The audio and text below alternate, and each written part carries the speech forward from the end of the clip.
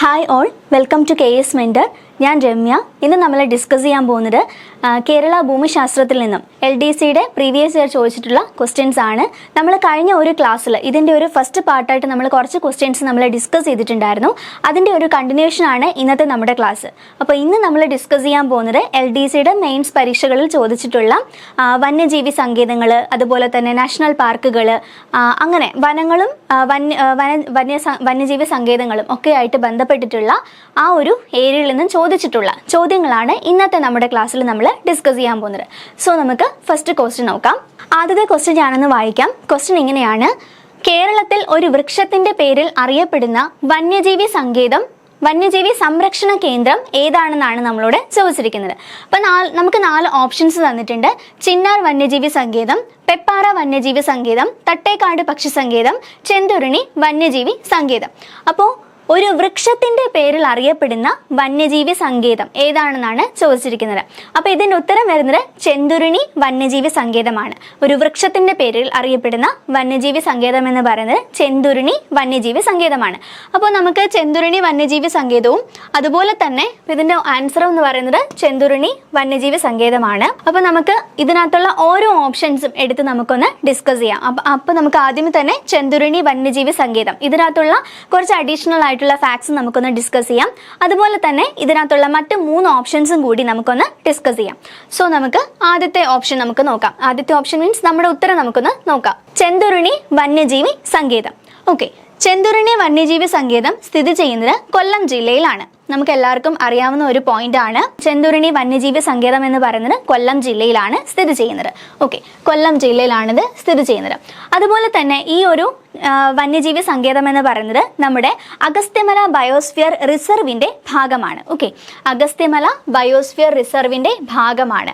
ഇനി പ്രാദേശികമായി ഇവിടെ കാണപ്പെടുന്ന ഒരു സസ്യ ഇനമാണ് ചെങ്കുറിഞ്ഞി എന്ന് പറയുന്നത്. ഓക്കെ, ചെങ്കുറിഞ്ഞി എന്ന് പറയുന്ന ഈ ഒരു സസ്യ ഇനത്തിന്റെ പേരിൽ നിന്നാണ് ഈ ഒരു വന്യജീവി സങ്കേതത്തിന് ചെന്തുരുണി വന്യജീവി സങ്കേതം എന്ന പേര് വന്നിരിക്കുന്നത്.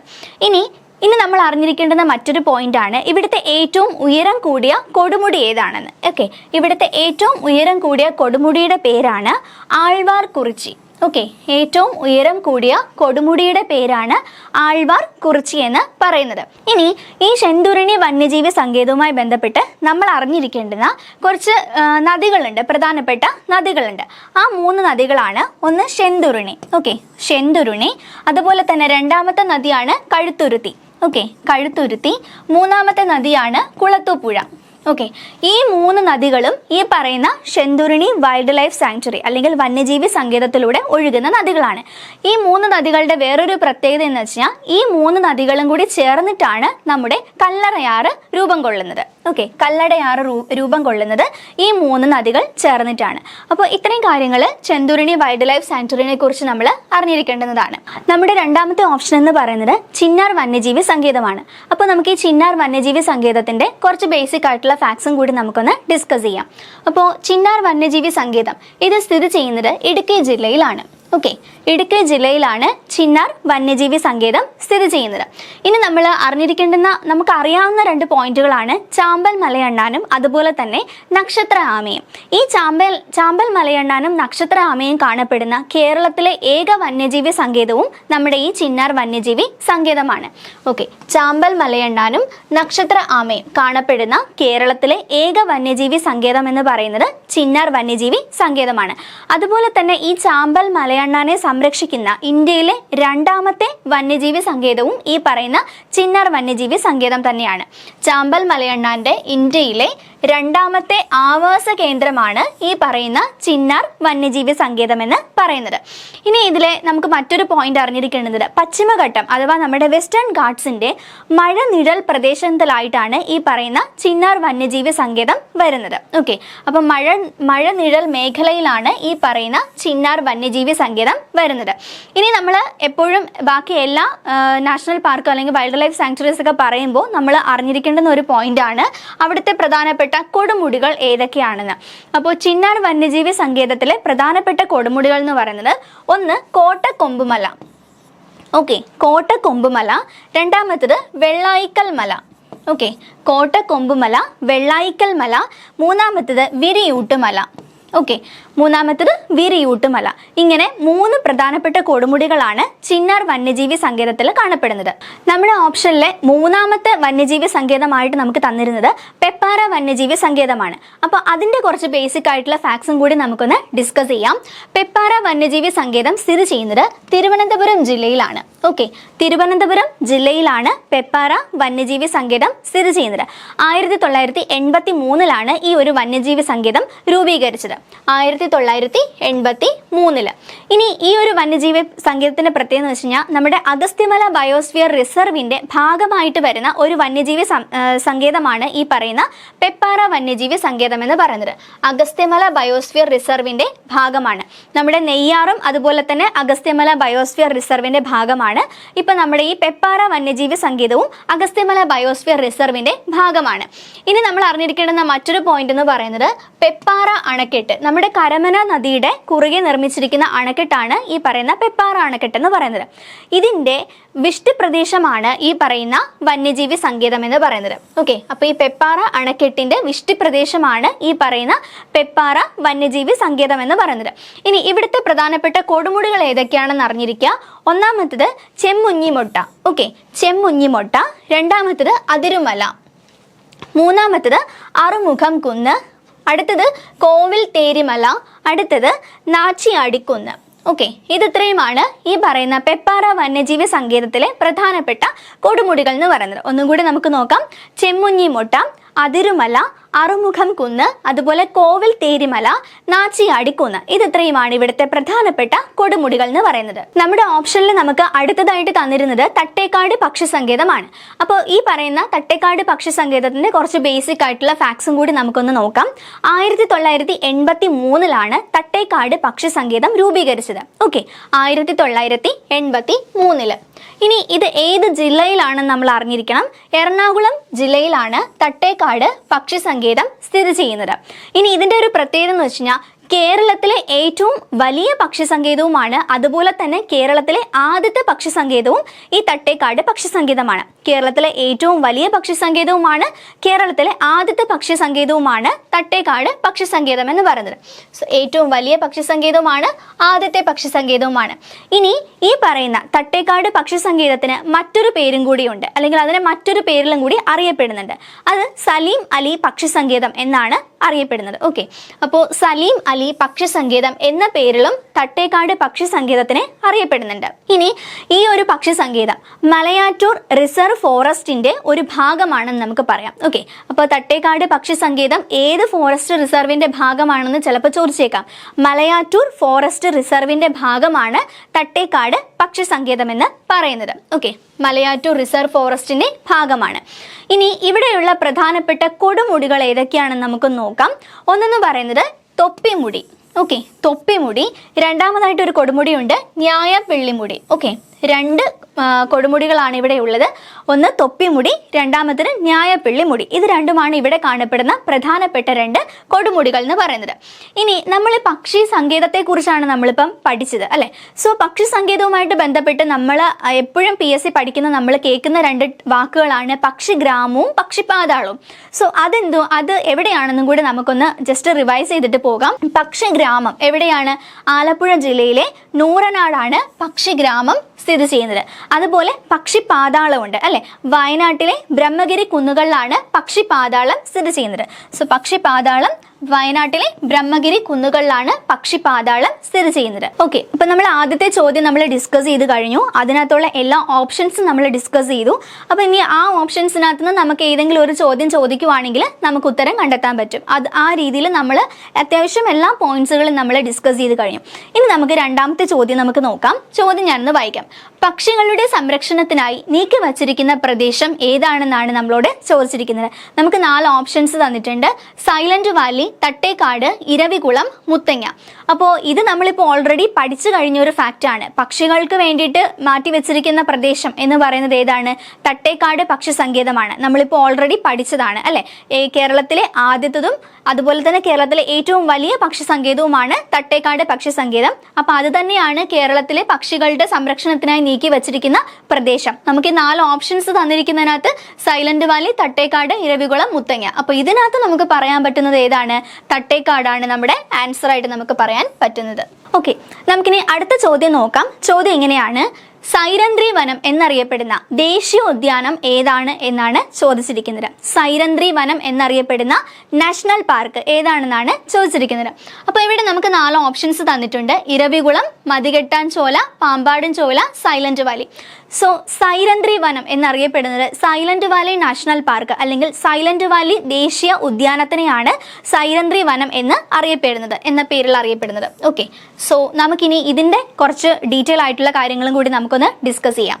ഓക്കെ, നമ്മുടെ ഉത്തരമായിട്ട് വന്നത് ഏതാണ്? സൈലന്റ് വാലി നാഷണൽ പാർക്കാണ് അല്ലെ. സോ സൈലന്റ് വാലിനെ കുറിച്ച് നമുക്ക് കുറച്ച് ബേസിക് ആയിട്ടുള്ള കുറച്ച് അടിസ്ഥാന വിവരങ്ങൾ നമുക്കൊന്ന് നോക്കാം. സൈലന്റ് വാലി നാഷണൽ പാർക്ക് രൂപീകരിച്ച വർഷം, നമ്മളിപ്പോൾ ഏത് നാഷണൽ പാർക്ക് പഠിക്കുമ്പോഴും അത് രൂപീകരിച്ച വർഷം കൂടി അറിഞ്ഞിരിക്കണം. 1980 സൈലന്റ് വാലി നാഷണൽ പാർക്ക് രൂപീകരിച്ചത്. ഓക്കെ, 1980. ഇനി ഇതെവിടെയാണ് സ്ഥിതി ചെയ്യുന്നത്? പാലക്കാട് ജില്ലയിലെ മണ്ണാർക്കാട് താലൂക്കിലാണ് ഈ പറയുന്ന സൈലന്റ് വാലി സ്ഥിതി ചെയ്യുന്നത്. പാലക്കാട് ജില്ലയിലെ മണ്ണാർക്കാട് താലൂക്കിലാണ് സൈലന്റ് വാലി നാഷണൽ പാർക്ക് അല്ലെങ്കിൽ ദേശീയ ഉദ്യാനം സ്ഥിതി ചെയ്യുന്നത്. ഇനി ഇവിടെ ഈ ഒരു പേര് സൈലന്റ് വാലി എന്ന പേര് നിർദ്ദേശിച്ചത് ആരാണെന്ന് നമ്മൾ അറിഞ്ഞിരിക്കുക. റോബർട്ട് റൈറ്റ് എന്ന് പറയുന്ന ആളാണ് സൈലന്റ് വാലി എന്ന പേര് നിർദ്ദേശിച്ചത്. Robert Wright. സൈലന്റ് വാലി അതായത് സൈലന്റ് ആയിട്ടുള്ള താഴ്വര എന്നാണ് അല്ലെ. അപ്പൊ അതെന്തുകൊണ്ടായിരിക്കും അങ്ങനെ വന്നത്? ചീവീടുകളുടെ ശബ്ദം പോലും അവിടെ കേൾക്കാനില്ല. അപ്പോൾ അങ്ങനെ അത്രയും സൈലന്റ് ആയിട്ടുള്ള ഒരു ഏരിയ ആയതുകൊണ്ടാണ് ഈ ഒരു നാഷണൽ പാർക്കിന് സൈലന്റ് വാലി എന്ന പേര് വന്നത്. ഇനി നമ്മൾ അറിഞ്ഞിരിക്കുക, നമുക്ക് എല്ലാവർക്കും അറിയാവുന്ന ഒരു പോയിന്റ് ആണ് സൈലന്റ് വാലിയിൽ ഏത് മൃഗത്തെയാണ് സംരക്ഷിക്കുന്നത് അല്ലെങ്കിൽ അവിടെ കാണപ്പെടുന്ന പ്രധാനപ്പെട്ട മൃഗം അല്ലെങ്കിൽ ജീവി ഏതാണെന്ന് അല്ലെ. നമുക്കറിയാം സിംഹവാലൻ കുരങ്ങാണ് ഈ സൈലന്റ് വാലിയിൽ കാണപ്പെടുന്ന പ്രധാനപ്പെട്ട ആനിമൽ അല്ലെങ്കിൽ മൃഗം എന്ന് പറയുന്നത്. ഇനി PSC ഒരു തവണ ചോദിച്ച മറ്റൊരു ചോദ്യമായിരുന്നു ഈ സിംഹവാലൻ കുരങ്ങിന്റെ ശാസ്ത്രീയ നാമം എന്താണെന്നുള്ളത്. മക്കാക്ക സിലനസ് എന്നാണ് സിംഹവാലൻ കുരങ്ങന്റെ ശാസ്ത്രീയ നാമം എന്ന് പറയുന്നത്. മക്കാക്കസ് സിലനസ് എന്നാണ് ശാസ്ത്രീയ നാമം. ഇതാണ് നമ്മുടെ സിംഹവാലൻ കുരങ്ങൻ. അടുത്തത് ഈ ഒരു മാപ്പ് നമ്മൾ നോക്കിക്കഴിഞ്ഞാൽ, ഈ ഒരു മാപ്പ് നോക്കിയാൽ നമുക്ക് മനസ്സിലാവും ഇതാണ് നമ്മുടെ സൈലന്റ് വാലി നാഷണൽ പാർക്ക് എന്ന് പറയുന്നത്. ഓക്കെ, ഇത്രയുമാണ് നമ്മുടെ സൈലന്റ് വാലി നാഷണൽ പാർക്ക് എന്ന് പറയുന്നത്. അപ്പോൾ ഈ ഒരു നോക്കിക്കേ, ഇതാണ്ട് ഇവിടെയാണ് നമ്മുടെ മണ്ണാർക്കാട് ഡിവിഷൻ എന്ന് പറയുന്നത്. ഓക്കെ, മണ്ണാർക്കാട് താലൂക്കിലാണ് നമ്മൾ ഓൾറെഡി പഠിച്ചായിരുന്നു. സോ മണ്ണാർക്കാട് ഡിവിഷനിലാണ് സൈലന്റ് വാലി നാഷണൽ പാർക്ക് വരുന്നത്. നമ്മൾ ഈ ഒരു മാപ്പ് നോക്കുകയാണെങ്കിൽ ഈ ഒരു മാപ്പിലൂടെ ഇങ്ങനെ ഒരു നദി ഒഴുകി പോകുന്നുണ്ട് അല്ലെ. ഈ നദിയുടെ പേരാണ് കുന്തിപ്പുഴ എന്ന് പറയും. ഓക്കെ, കുന്തിപ്പുഴ, അതായത് സൈലന്റ് വാലിയിലൂടെ ഒഴുകുന്ന നദിയുടെ പേരാണ് കുന്തിപ്പുഴ എന്ന് പറയുന്നത്. ഇനി ഈ സൈലന്റ് വാലി നാഷണൽ പാർക്കിനോട് ചേർന്ന് കിടക്കുന്ന ഒരു നാഷണൽ പാർക്കും കൂടിയുണ്ട്. അത് നമ്മുടെ തമിഴ്നാട്ടിലെ മുക്കുർത്തി നാഷണൽ പാർക്ക്. തമിഴ്നാട്ടിലുള്ള നാഷണൽ പാർക്കാണ് മുക്കുർത്തി നാഷണൽ പാർക്ക് എന്ന് പറയുന്നത്. Okay, Mukurthi National Park. ഈ ഒരു നാഷണൽ പാർക്കിനോട് ചേർന്ന് കിടക്കുന്ന കേരളത്തിലെ ദേശീയ ഉദ്യാനമാണ് സൈലന്റ് വാലി നാഷണൽ പാർക്ക് എന്ന് പറയുന്നത്. അതുപോലെ തന്നെ ഈ പറയുന്ന നമ്മുടെ സൈലന്റ് വാലി നാഷണൽ പാർക്ക് എന്ന് പറയുന്നത് നീലഗിരി ബയോസ്ഫിയർ റിസർവിന്റെ ഭാഗമാണ്. നീലഗിരി ബയോസ്ഫിയർ റിസർവിന്റെ ഭാഗമാണ്. 1986 ഈ പറയുന്ന സൈലന്റ് വാലിനെ നീലഗിരി ബയോസ്ഫിയർ റിസർവിന്റെ ഭാഗമായിട്ട് ഉൾപ്പെടുത്തിയത്. അപ്പൊ നമ്മൾ നെയ്യാറ്, പെപ്പാറ ഇത് രണ്ടും നമ്മൾ പഠിച്ചു. അഗസ്ത്യമല ബയോസ്ഫിയർ റിസർവിന്റെ ഭാഗമാണ് നമ്മൾ പഠിച്ചു. അതുപോലെ തന്നെ ഇപ്പൊ നമ്മൾ സൈലന്റ് വാലി നാഷണൽ പാർക്ക് അതെന്ന് പറയുന്നത് ഏതാണ്? നീലഗിരി ബയോസ്ഫിയർ റിസർവിന്റെ ഭാഗമാണെന്നാണ് ഇപ്പൊ നമ്മൾ പഠിച്ചത്. ഈ ഒരു മാപ്പ് നോക്കിക്കഴിഞ്ഞാൽ നമ്മളിപ്പോൾ പറഞ്ഞ കാര്യം തന്നെയാണ് ഈ ഒരു മാപ്പിൽ നമുക്ക് കാണാൻ പറ്റുന്നത്. ഇതെന്ന് പറയുന്നത് നമ്മുടെ കേരളമാണ്. ഓക്കെ, ഈ പറയുന്ന ഇതാണ് നമ്മുടെ കേരളം. ഇങ്ങനെ പോകുന്നു കേരളം. ഓക്കെ, ഇങ്ങനെ പോകുന്നുണ്ട് കേരളം. ഇത് കേരളമാണ്. അതുപോലെ തന്നെ ഇത് നമ്മുടെ തമിഴ്നാടാണ്. ഓക്കെ, ഇത് തമിഴ്നാട്, ഇതെന്ന് പറയാൻ നമ്മുടെ കർണാടക. 3 സ്റ്റേറ്റുകൾ നമ്മൾ ആ ഒരു മാപ്പിൽ നോക്കിക്കഴിഞ്ഞാൽ കാണാൻ പറ്റും. അപ്പോൾ ഈ ഒരു മാപ്പിനകത്ത് ദാണ്ട് ഈ കാണുന്ന ഇത്രയും ഏരിയയാണ് നമ്മുടെ സൈലന്റ് വാലി നാഷണൽ പാർക്ക് എന്ന് പറയുന്നത്. ഓക്കെ, സൈലന്റ് വാലി നാഷണൽ പാർക്കാണ് ഇത് വരുന്നത്. ദാണ്ട് ഈ ഒരു പാർട്ട് എന്ന് പറയുന്നത് നീലഗിരി ബയോസ്ഫിയർ റിസർവിന്റെ ഭാഗമാണ്. ഈ കാണുന്ന ഏരിയാസ് ഒക്കെ തന്നെ നീലഗിരി ബയോസ്ഫിയർ റിസർവിന്റെ ഭാഗമാണ്. അപ്പോൾ നമുക്ക് പറയാലോ സൈലന്റ് വാലി നാഷണൽ പാർക്ക് എന്ന് പറയുന്നത് നീലഗിരി ബയോസ്ഫിയർ റിസർവിന്റെ ഭാഗമാണ്. 1986 സൈലന്റ് വാലി നാഷണൽ പാർക്കിനെ ഈ പറയുന്ന നീലഗിരി ബയോസ്ഫിയർ റിസർവിന്റെ ഭാഗമാക്കി ഉൾപ്പെടുത്തിയത്. ഇനി നമ്മൾ നേരത്തെ മറ്റൊരു പോയിന്റ് പറഞ്ഞായിരുന്നു, തമിഴ്നാട്ടിലെ മുക്കുർത്തി നാഷണൽ പാർക്കിന്റെ അടുത്തായിട്ടാണ് നമ്മുടെ ഈ സൈലന്റ് വാലി നാഷണൽ പാർക്ക് സ്ഥിതി ചെയ്യുന്നത് എന്ന് നമ്മൾ പഠിച്ചായിരുന്നു. ഇതാണ് തമിഴ്നാട്ടിലെ മുക്കുർത്തി നാഷണൽ പാർക്ക് എന്ന് പറയുന്നത്. ഓക്കെ, ഈ പറയുന്ന ഈ ഒരു ഏരിയ ഇതാണ് തമിഴ്നാട്ടിലെ മുക്കുർത്തി നാഷണൽ പാർക്ക്. അപ്പം അതിനോട് ചേർന്ന് കിടക്കുന്ന കേരളത്തിലെ ദേശീയ ഉദ്യാനമാണ് സൈലന്റ് വാലി നാഷണൽ പാർക്ക് എന്ന് പറയുന്നത്. ഇനി സൈലന്റ് വാലി നാഷണൽ പാർക്കിൽ 4 ഗോത്ര വിഭാഗങ്ങളാണ് പ്രധാനമായിട്ടും കാണപ്പെടുന്നത്. ആ ഗോത്ര വിഭാഗങ്ങളുടെ പേരുകൾ നമ്മൾ പഠിച്ചു വെക്കണം. അത് ഏതൊക്കെയാണെന്ന് നമുക്ക് നോക്കാം. ഒന്ന് ഇരുളർ, അതുപോലെ തന്നെ കുറുമ്പർ, മൂന്നാമത്തത് മുടുക, നാലാമത്തത് കാട്ടുനായിക്കാൻ. ഓക്കെ, ഇങ്ങനെ 4 ഗോത്ര വിഭാഗങ്ങളാണ് സൈലന്റ് വാലി നാഷണൽ പാർക്കിൽ കാണപ്പെടുന്നത്. ഏതൊക്കെയാണ്? ഇരുളർ, അതുപോലെ തന്നെ കുറുമ്പർ, മുതുക, കാട്ടുനായിക്കാൻ. ഈ 4 ഗോത്ര വിഭാഗങ്ങളാണ് സൈലന്റ് വാലി നാഷണൽ പാർക്കിൽ കാണപ്പെടുന്നത്. ഇനി സൈലന്റ് വാലി നാഷണൽ പാർക്കിനെ നമ്മൾ 2 പേരുകളിൽ വിളിക്കാറുണ്ട്. അത് ഏതൊക്കെയാണ്? കന്യാവനം എന്ന പേരിലും നമ്മൾ സൈലന്റ് വാലി നാഷണൽ പാർക്കിനെ വിളിക്കാറുണ്ട്. അതുപോലെ തന്നെ നിത്യഹരിത വനം എന്ന പേരിൽ നമ്മൾ വിളിക്കാറുണ്ട്. സോ നിത്യഹരിത വനം എന്നും കന്യാവനം എന്നും അറിയപ്പെടുന്നത് സൈലന്റ് വാലി നാഷണൽ പാർക്കിനെയാണ്. ഇനി നമ്മൾ സൈലന്റ് വാലി പഠിക്കുമ്പോൾ നമ്മൾ അറിഞ്ഞിരിക്കേണ്ടുന്ന പ്രധാനപ്പെട്ട ഒരു പോയിന്റ് ആണ് ഈ നാഷണൽ പാർക്കിലൂടെ ഒഴുകുന്ന അല്ലെങ്കിൽ ഇതിലൂടെ പോകുന്ന പ്രധാനപ്പെട്ട നദികൾ ഏതൊക്കെയാണെന്ന്. ഒന്നാമത്തെ നദിയുടെ കാര്യം നമ്മൾ നേരത്തെ പറഞ്ഞായിരുന്നു. ആ ഒരു മാപ്പ് വെച്ചിട്ട് നമ്മൾ പറഞ്ഞായിരുന്നു കുന്തിപ്പുഴ എന്ന്. അപ്പോൾ സൈലന്റ് വാലിയിലൂടെ ഒഴുകുന്ന നദിയാണ് കുന്തിപ്പുഴ എന്ന് പറയുന്നത്. ഓക്കെ, സൈലന്റ് വാലിയിലൂടെ ഒഴുകുന്ന നദിയാണ് കുന്തിപ്പുഴ. ഇവിടെ മറ്റൊരു പുഴയും കൂടി വരുന്നുണ്ട്, തൂതപ്പുഴയുടെ പ്രത്യേകത എന്താന്ന് വെച്ച് കഴിഞ്ഞാൽ സൈലന്റ് വാലിയിൽ നിന്നും ഉത്ഭവിക്കുന്ന നദിയാണ് തൂതപ്പുഴ എന്ന് പറയുന്നത്. ഓക്കെ, സൈലന്റ് വാലിയിൽ നിന്നും ഉത്ഭവിക്കുന്ന പുഴയാണ് തൂതപ്പുഴ എന്ന് പറയുന്നത്. ഇനി നമ്മൾ സൈലന്റ് വാലിയുമായിട്ട് ബന്ധപ്പെട്ട് കുറച്ച് വർഷങ്ങൾ നമ്മളൊന്ന് അറിഞ്ഞിരിക്കേണ്ടതായിട്ടുണ്ട്. അത് ഏതൊക്കെയാണെന്ന് നോക്കാം. 1914 സൈലന്റ് വാലി നാഷണൽ സൈലന്റ് വാലിനെ ഒരു റിസർവ് വനമായിട്ട് പ്രഖ്യാപിച്ചു. 1914 സൈലന്റ് വാലിനെ റിസർവ് വനമായിട്ട് പ്രഖ്യാപിച്ചു. 1984 ഇതിനെ ദേശീയ ഉദ്യാനമായി പ്രഖ്യാപിച്ചു. അപ്പം ഇന്ദിരാഗാന്ധി ആയിരുന്നു 1984 നമ്മുടെ പ്രധാനമന്ത്രി എന്ന് പറയുന്നത് ഇന്ദിരാഗാന്ധി ആയിരുന്നു. സോ ഇന്ദിരാഗാന്ധിയാണ് 1984 സൈലന്റ് വാലിനെ ദേശീയ ഉദ്യാനമായിട്ട് പ്രഖ്യാപിച്ചത്. പക്ഷെ 1985 ഇന്ദിരാഗാന്ധി എന്ത് ചെയ്തു? കൊല്ലപ്പെടുകയുണ്ടായി. അതേ തുടർന്ന് 84 കൊല്ലപ്പെട്ടു. 85 അടുത്ത പ്രധാനമന്ത്രിയായിട്ട് ആര് വരുന്നു? രാജീവ് ഗാന്ധി വരുന്നു. സോ രാജീവ് ഗാന്ധിയാണ് ഈ പറയുന്ന നാഷണൽ പാർക്ക് അല്ലെങ്കിൽ സൈലന്റ് വാലി ദേശീയ ഉദ്യാനത്തിന്റെ ഉദ്ഘാടനം ചെയ്യുന്നത് നമ്മുടെ രാജീവ് ഗാന്ധിയാണ്. അത് 1985 അപ്പം ഈ 3 വർഷങ്ങൾ നമ്മൾ സൈലന്റ് വാലി നാഷണൽ പാർക്കുമായിട്ട് ബന്ധപ്പെട്ട് അറിഞ്ഞിരിക്കണം. 1914 സൈലന്റ് വാലിനെ റിസർവ് വനമായിട്ട് പ്രഖ്യാപിച്ചു. 84 ദേശീയ ഉദ്യാനമായിട്ട് പ്രഖ്യാപിച്ചതേ ഉള്ളൂ. അത് പ്രഖ്യാപിച്ചത് നമ്മുടെ ഇന്ദിരാഗാന്ധി, പ്രൈം മിനിസ്റ്ററായി ഇന്ദിരാഗാന്ധി ആയിരുന്നു. അതിനുശേഷം 1985 ഈ പറയുന്ന നമ്മുടെ ദേശീയ ഉദ്യാനത്തിനെ എന്ത് ചെയ്തു? ഉദ്ഘാടനം ചെയ്തത് ആരാണ്? രാജീവ് ഗാന്ധിയാണ് ഉദ്ഘാടനം ചെയ്തത്. നമ്മുടെ ഓപ്ഷനിൽ നമ്മൾ കണ്ട മറ്റൊരു നാഷണൽ പാർക്ക് അല്ലെങ്കിൽ ഒരു വന്യജീവി സങ്കേതം എന്ന് പറയുന്നത് ആയിരുന്നു ഇരവികുളം നാഷണൽ പാർക്ക് അല്ലേ. അപ്പം ആ ഇരവികുളം നാഷണൽ പാർക്ക് അതിനെക്കുറിച്ചുള്ള കാര്യങ്ങളും കൂടി നമുക്കൊന്ന് നോക്കാം. ഇത് ഏത് ജില്ലയിലാണെന്ന് നമ്മൾ അറിഞ്ഞിരിക്കണം. ഇടുക്കി ജില്ലയിലെ ദേവികുളം താലൂക്കിലാണ് നമ്മുടെ ഈ പറയുന്ന ഇരവികുളം നാഷണൽ പാർക്ക് വരുന്നത്. ഇടുക്കി ജില്ലയിലെ ദേവികുളം താലൂക്കിലാണ് നമ്മുടെ ഇരവികുളം നാഷണൽ പാർക്ക് വരുന്നത്. ഇതിൻ്റെ ഒരു പ്രത്യേകത എന്താണെന്ന് വെച്ച് കഴിഞ്ഞാൽ കേരളത്തിലെ ആദ്യത്തെ ദേശീയ ഉദ്യാനമാണ് ഈ പറയുന്ന ഇരവികുളം നാഷണൽ പാർക്ക് അല്ലെങ്കിൽ ദേശീയ ഉദ്യാനം എന്ന് പറയുന്നത്. കേരളത്തിലെ ആദ്യത്തെ ദേശീയ ഉദ്യാനമാണ് ഇരവികുളം നാഷണൽ പാർക്ക് അഥവാ ദേശീയ ഉദ്യാനം എന്ന് പറയുന്നത്. ഇനി നമ്മൾ എപ്പോഴും പഠിക്കുമ്പോൾ അതുമായിട്ട് ഏത് വർഷമാണ് അതിനെ ദേശീയ ഉദ്യാനമായിട്ട് പ്രഖ്യാപിച്ചത്, ഇനി അതൊരു വന്യജീവി സങ്കേതമാണെങ്കിൽ അത് വന്യജീവി സങ്കേതമായിട്ട് പ്രഖ്യാപിച്ച വർഷം ഏതാണ്, ഇങ്ങനെയുള്ള കാര്യങ്ങളും കൂടി നമ്മൾ അറിഞ്ഞിരിക്കണം. അപ്പോൾ ഇരവികുളം നാഷണൽ പാർക്കുമായിട്ട് ബന്ധപ്പെട്ട് നമ്മൾ അറിഞ്ഞിരിക്കേണ്ടുന്ന പ്രധാനപ്പെട്ട 2 വർഷങ്ങളും കൂടി നമുക്ക് നോക്കാം. 1975 ഈ പറയുന്ന ഇരവികുളത്തിനെ ഒരു വന്യജീവി സങ്കേതമായിട്ട് പ്രഖ്യാപിച്ചു. വന്യജീവി സങ്കേതം എന്ന് പറയുമ്പോൾ വൈൽഡ് ലൈഫ് സാങ്ച്വറി ആയിട്ട് പ്രഖ്യാപിച്ചു 1975. അതിനുശേഷം 1978 1978 ഇതിനെ ദേശീയ ഉദ്യാനമായി പ്രഖ്യാപിച്ചു, അഥവാ നമ്മുടെ നാഷണൽ പാർക്കായിട്ട് പ്രഖ്യാപിച്ചു. ഓക്കെ, നാഷണൽ പാർക്കായിട്ട് പ്രഖ്യാപിച്ചു. 1975 ഇത് വൈൽഡ് ലൈഫ് സാങ്ച്വറി അഥവാ വന്യജീവി സങ്കേതമായിട്ടാണ് 75 പ്രഖ്യാപിച്ചത്. ഇനി നമ്മൾ ഇവിടെ സംരക്ഷിക്കപ്പെടുന്ന പ്രധാന മൃഗം ഏതാണെന്ന് നമ്മൾ അറിഞ്ഞിരിക്കണം.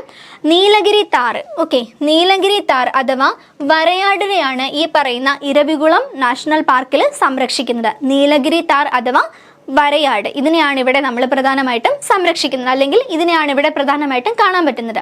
ഇനി നീലക്കുറിഞ്ഞിമല കാണപ്പെടുന്നതും നമ്മുടെ ഇരവികുളം നാഷണൽ പാർക്കിലാണ്, ദേശീയ ഉദ്യാനത്തിലാണ് നീലക്കുറിഞ്ഞിമല കാണപ്പെടുന്നത്. ഇനി ഈ ഇരവികുളം നാഷണൽ പാർക്കിന്റെ കുറച്ച് ഏരിയ ടൂറിസത്തിന് വേണ്ടിയിട്ട് തുറന്നു കൊടുത്തിട്ടുണ്ട്. അപ്പോൾ ആ ടൂറിസ്റ്റ് സ്പോട്ടാണ് രാജാജി മല എന്ന പേരിൽ അറിയപ്പെടുന്നത്. ഓക്കെ, അപ്പം ഇരവികുളം നാഷണൽ പാർക്കിൽ ടൂറിസ്റ്റ് ഏരിയ എന്ന് പറയുന്നത് രാജാജി എന്ന് പറഞ്ഞിട്ടുള്ള ആ ഒരു ഏരിയ ആണ്, രാജാജി മലയാണ്. ഇനി ഇവിടുത്തെ ഏറ്റവും ഉയരം കൂടിയ കൊടുമുടി ഏതാണെന്ന് അറിഞ്ഞിരിക്കണം. ഇരവികുളം നാഷണൽ പാർക്കിലെ ഏറ്റവും ഉയരം കൂടിയ കൊടുമുടി എന്ന് പറയുന്നത് ആനമുടിയാണ്. ഓക്കെ, ആനമുടിയാണ് ഏറ്റവും ഉയരം കൂടിയ കൊടുമുടി എന്ന് പറയുന്നത്. നമ്മുടെ ചോദ്യത്തിൽ നമ്മൾ കണ്ട മറ്റൊരു ഓപ്ഷൻ ആയിരുന്നു മതികെട്ടാൻ ചോല എന്ന് പറയുന്നത്. ഓക്കെ, അപ്പം ഈ മതികെട്ടാൻ ചോലയുടെ കുറച്ച് അടിസ്ഥാന വിവരങ്ങളും കൂടി നമുക്കൊന്ന് പഠിക്കാം. മതികെട്ടാൻ ചോല കാണപ്പെടുന്നത് ഇടുക്കി ജില്ലയിലെ ഉടുമ്പൻചോല താലൂക്കിലാണ്. ഓക്കെ, ഇടുക്കി ജില്ലയിലെ ഉടുമ്പൻചോല താലൂക്കിലാണ് മതികെട്ടാൻ ചോല കാണപ്പെടുന്നത്. ഇനി ഇതെന്ന് പറയുന്നത് ഒരു റിസർവ് വനത്തിന്റെ ഭാഗമാണ്, ഏലമല റിസർവിന്റെ ഭാഗമാണ്.